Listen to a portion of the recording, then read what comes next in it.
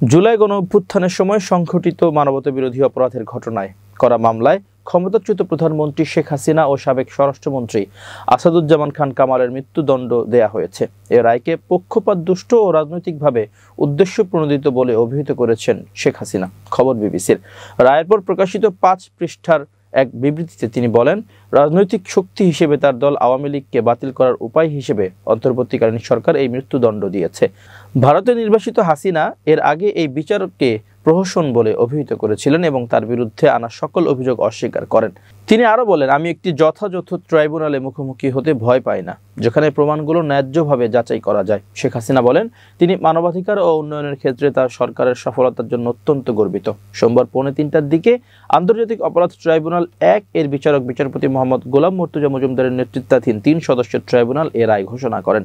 ট্রাইব্যুনালের অপর সদস্যরা হলেন বিচারপতি মোহাম্মদ শফিউল আলম মাহমুদ এবং অবসরপ্রাপ্ত জেলা ও দায়রা জজ মোহাম্মদ মুহিতুল হক এনাম চৌধুরী। শেখ হাসিনার বিরুদ্ধে 3টি অভিযোগ প্রমাণিত হয়েছে।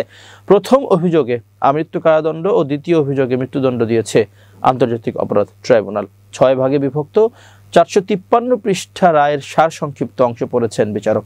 দুপুর 12:34 রায় পড়া শুরু হয়। 2:45 পর্যন্ত রায়ের সার সংক্ষিপ্ত অংশ পড়েন বিচারক। পরে রায় ঘোষণা করেন। শেখ হাসিনার ফাঁসির রায় 1 মাসের মধ্যে কার্যকরের দাবি জানিয়েছেন জাতীয় নাগরিক পার্টির আহ্বায়ক মোহাম্মদ নাহিদ ইসলাম।